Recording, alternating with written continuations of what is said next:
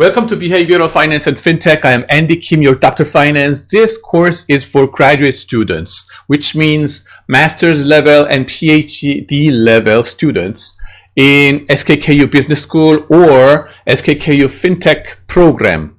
Okay, plus international exchange students in graduate level, right? So, prerequisite of this course is at least one finance course in your whole life. You must have taken it before taking this course. Otherwise, you would have extremely hard time. Okay, what is this course about? Well, another name of this course I would say is the psychology of fintech.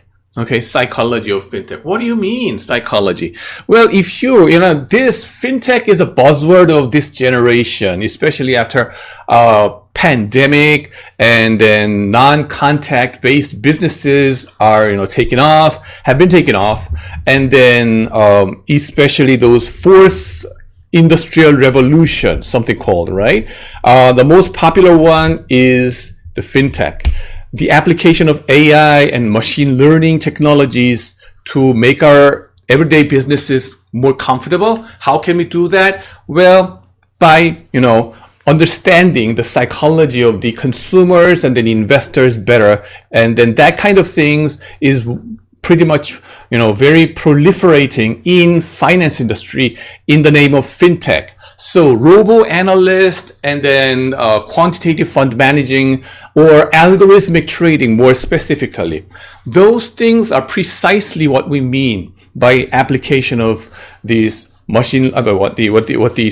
fintech area. And then that's where the psychology matters a lot. If you believe that fintech is just about the machines and economics as a conventional method, wake up. This is a serious wake-up call for you, because here the purpose of giving a fintech service is to minimize the mistake of the investors. And where do the investors make mistake? That's the point that we are trying to address in this behavioral finance and fintech class. So that's why I'm saying this is the psychology of fintech. Okay, where do investors make mistake? And then if we look at the CEOs and CFOs, they are also human beings as well. So when are they more likely to make mistakes? And as long as they are not rational, right? They are not robots. Okay, given that they are human beings, there are psychological biases like overconfidence and narcissism. That kind of things may make the CEOs deviate from the optimal decisions. Okay, so how can we recognize their psychological biases using big data approach and machine learning approaches? That's what we do over here. And then how can we better leverage, right? Once we capture their psychological biases, like for example, certain guys are more likely to do mergers and acquisitions than what it is good for. Well, if you are M&A advisors like Bain Consulting or McKinsey Consulting, then you have easy time of finding those, potential clients. Talking about M&As, go talk to that kind of guys that we identify using this new technology. That's why this class is so sexy. And then so much fun. And that's precisely what I am majoring in my research. And what is other course description? Well, fintech, yes, I told you about this. Now, human-computer interaction have been a big issue, right? And couldn't have been more true for fintech industries. And then the class schedule, well, Friday night, right? Friday night.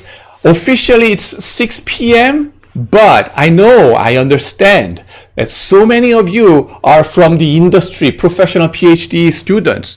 So you cannot come to campus until 6 p.m. So I'm going to start at 7 p.m. Okay? And 3 hours long class. Okay. And given that this is a pandemic situation, right? I'm afraid, honestly speaking, I never believe that we will be able to hold offline classes as much as we wish. that's just 희망고문, or it's like something never will happen. The schools or other policymakers try to entertain you and then say like, oh, please come to campus, and then it's gonna be offline 100%. I say, wake up, man. So it's gonna be Zoom-based one and real-time, hopefully. But my preference is more about pre-recording my lectures like this. I have YouTube channel of Dr. Finance that you see in, so I enjoy that much, right? And I upload and update my material every year, every semester. But if you strongly wish to do the real-time based ones, it's gonna be Zoom based ones. So the Zoom number is over here, so come and talk to me. Okay. And then real-time basis, if this thing happens, then you will have to do the presentations more frequently. The paper presentation, yes, this is graduate course, so you will have to read those original academic research papers yourselves, and then come to the Zoom class, and then you have to be the one presenting it, okay? Now, course assessment, right? Midterm exam, final exam, 20% each. Discussing 1 or 2 papers throughout the semester, that's 10%. And replication of certain academic research paper, that's 30%, and participation 10%, attendance 10%. So all in all, does it add up to 100%? Yes, bingo. So that's that. And then this course could become data intensive. So get ready for computational thing. I'm not going to teach you the codings. I assume that you already know about Python or R or SAS or other things. Okay, there are plenty of materials available in the YouTube, free tutorials of Python, all right, R kind of things. And you can download and install your service in your computer. And I'm assuming that you are familiar with those things. Why do you need this? For replication of the original research papers of other scholars. Wait for that. I'm going to talk about it later. Midterm exam, final exam, 20% each. Yes. And then most probably it's going to be a 24-hour take-home exam. Okay, given that this is pandemic situation, you cannot come to campus. I don't want you to get infected. So that's why. And then discussing, by the way, grading those essay questions is like pain for me, but I take the pain myself. Oh, don't you have RAs or TAs to do the grading instead of you? Wake up. This is 2022. I, Andy Kim, am a professor who is grading those questions and answers with my hand and with my eyes. 100%. That's what I'm proud of. Okay? So that's why it's more painful for my side of it, but it's worth the pain to better understand you, how you're doing it. Discussing 1 or 2 papers throughout the semester, 10% of your grade. So I'm going to give you the reading list. So wait for that. Every week, we're going to have a bunch of papers that I suggest you to read. And those papers should come from top journals, top 3 or 5, I'd say, in finance, top 5. Okay? Or it could be top journals in management as well. Okay, business management.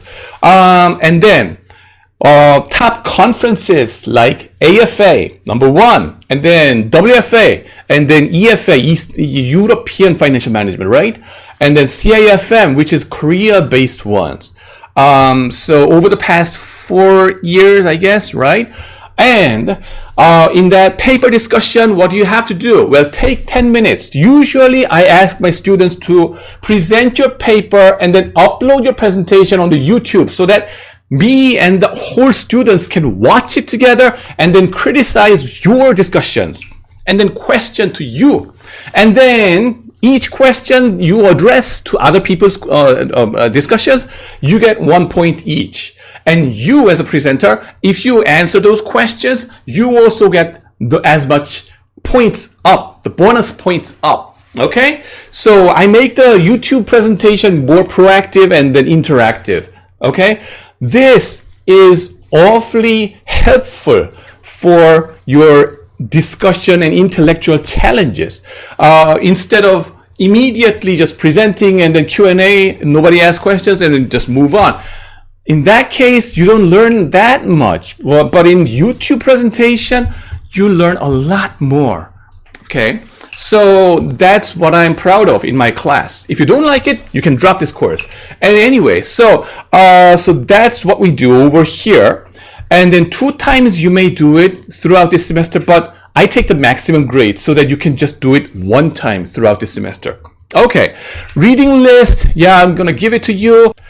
And one thing is that, as I told you before, every week, one of you will have to do the presentation among the from the reading list, right? So as soon as possible, once you get the reading list, pick up your favorite one, like 3 papers, right?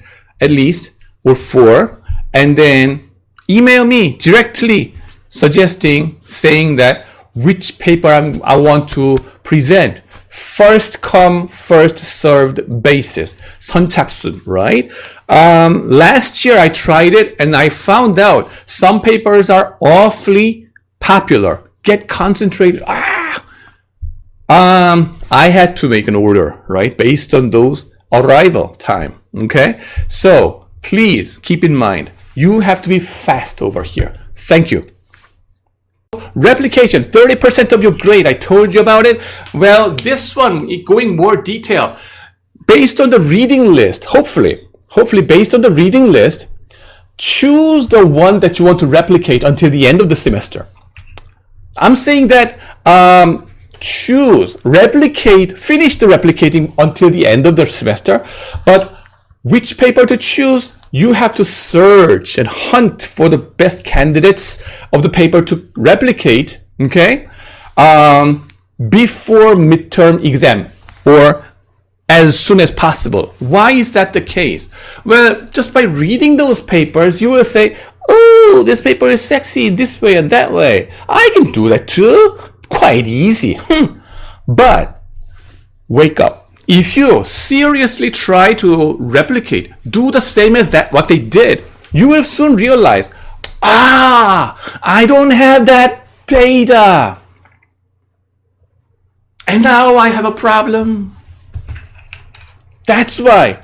Okay? The thing is, collecting those data is extremely painful. Those theorists, I'm mathematician, I'm good at math only. And who cares about the data? That's so lowly. And then ignore this part. Those guys never appreciate how much painful it is and risk-taking it is to do all the data collection by hand. Not just by hand, using your computer codings and all those things. I want you to realize how difficult that is, okay? Partly because I am the one who have been collecting those data and take the risk, either jackpot or going nowhere. 대박 쪽박. Each research project is an entrepreneurship in a protected manner in the scholarship. Okay? But I want you to learn about this risk taking. Which paper is more doable? Right? Number 1. Okay? Some papers are simply not doable. Some papers are easier to replicate. Some papers are more fun. Some papers are not as much fun. It goes into 2 different directions, right? Fun, not fun, extremely hard to, or easy to replicate. So you will have to find out where your papers are. And most importantly, why am I forcing you to do this replication process? Because you will need a 2nd-year paper or your thesis of your PhD or master's. And this will help you a lot. So that's why I'm forcing you to do this replication. Now, textbook, there's no textbook. Yeah, but for Korean students, I have a new book, right? Coming out here.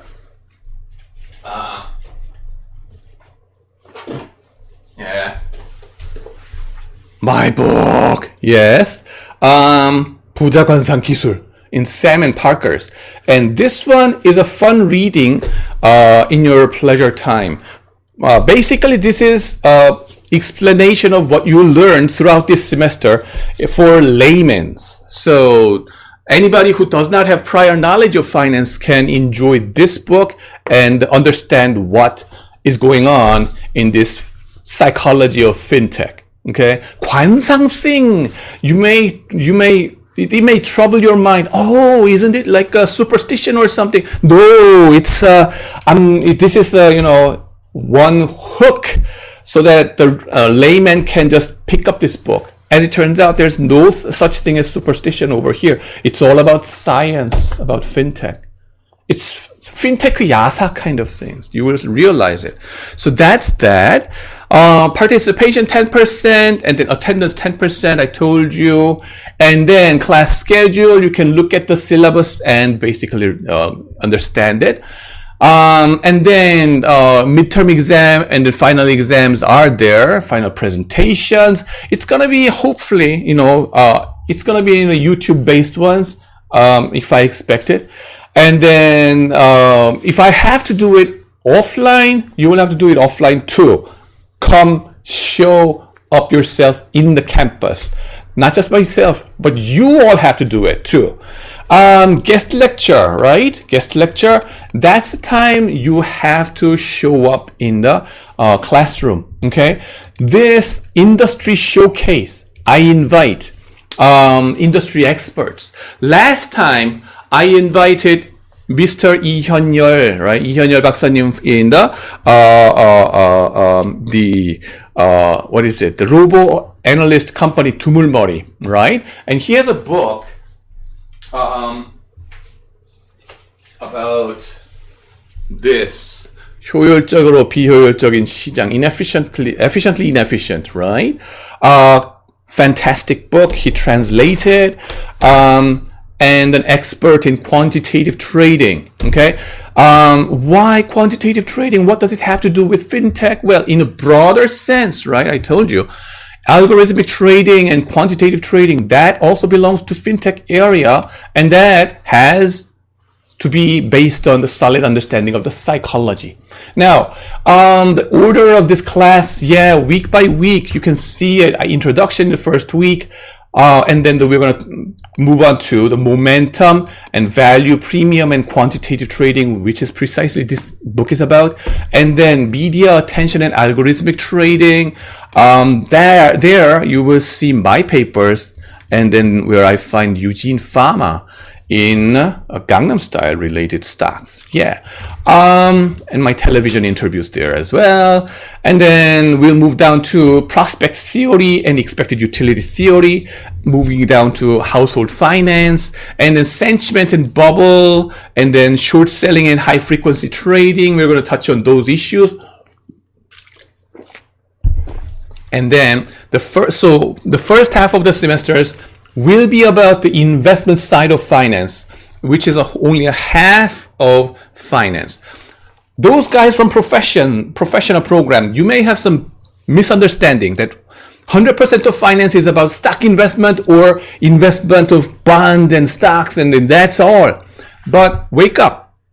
That's only half of finance. The other half, important one, is corporate finance, which is about the CEOs and CFOs game playing with the shareholders. So in there, how does the psychology gets in? Narcissistic CEOs like Elon Musk, right? And Donald Trump kind of guys. How can we detect it? Using big data approach. And that has a direct implication, because if your fintech retail consumers are narcissistic, then if there's a way to capture that, it's going to be more beneficial for the bankers, because narcissistic retail clients will be spending more conspicuously, 과시적 소비, right?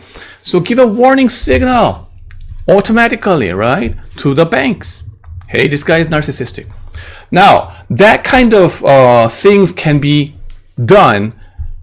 It only depends on your imagination. It only depends on your creativity. right? Now, and then the testosterone issue, and then those hormones and all these kind of things will be studied because that's my part of the research, right? And especially these days, it's measurable, right? Using big data and machine learning and deep learning kind of things. How can these kind of technologies be applied in the real world? That's something we can learn and infer by studying in these weeks. And talking about this AI, we can move down to alternative data, like what's that? Satellite images and all these kind of things. That can also get connected to something called ESG investment. How can we do that? Well, wait a minute. So we have a book like this, Machine Learning for Algorithmic Trading, all translated already. Okay, so I'm not going to go through this book. Okay, this requires a whole year sequence of learning, but here you see the application like satellite image processing kind of things. How can we apply that? Study in this semester, my course. Yes, that's it. So you have a solid understanding of investor psychology and CEO psychologies, right? Once you have a solid understanding of CEO psychologies, by the way, it's going to be helpful for you as a venture capitalist and angel investors, because for venture capitalists, what do you have to understand the business of your portfolio, right? Well, the ventures have short history. All that you can rely on is the person, right? Who is the CEO of that venture? And that venture's, where it's going to go, heavily depends on the psychological bias of the CEO. That's why you're going to learn a lot in the second half of the semester. Much fun and sexy. So I hope you enjoy it together with me, and let's go. Thanks for watching.